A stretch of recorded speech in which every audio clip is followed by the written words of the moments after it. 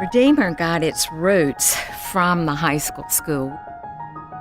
The Heiskell School was started in 1949 by Miriam Heiskell, who had a child who had polio and for many years was unable to really be in a regular school setting. So she began to have little children come into her home. During a very difficult time, when they thought they would lose him, she said to the Lord, "If you save my baby, I will dedicate the rest of my life to you." That was the beginning of the Heiskell School.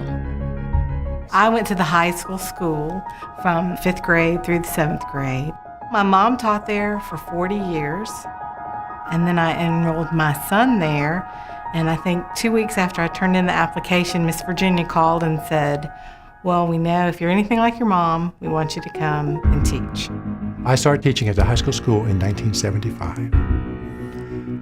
That lasted for 39 years. In January of 2014, we had a faculty meeting. Halfway through the faculty meeting, they announced we're closing the school at the end of the school year. The general feeling was just one of shock and grief, because it wasn't just a school, it was also our community. Parents, teachers started praying, Lord, what are you going to do in this situation? There were some very persistent mommies. I thought they were just trying to make us feel good, because they knew we were grieving. And they said, "We can't let it go." I just went down there and I said, "Miss Pat, I need to talk to you. You cannot quit teaching. You have so much to give my generation of moms, and we need a mentor." I thought, we can keep this going. I really just wanted these women to continue to influence my children and our whole family.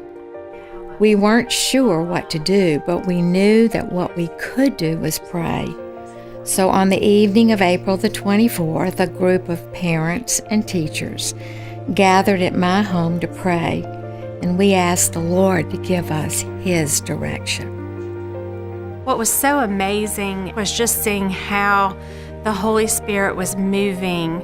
There also was a group of dads with preschoolers here at the Church of the Apostles that were praying for preschool the very same time we were trying to figure out, what are we going to do? We started praying, and we decided we were going to write a letter to the vestry of the Church of the Apostles to say, we think that a school is a viable option here. We've got the square footage. Would you all consider it? And they came back very positive. And it was this perfect opportunity, perfect timing, where we intersected. To be able to partner with a church like Apostles, who has such deep roots and such an excellent environment, I believe makes Redeemer Day School even stronger. We were a group of teachers. We'd never started a business. We'd never started a nonprofit. And it was suddenly dawning on us that, okay, this is a lot more than buying some construction paper and scissors.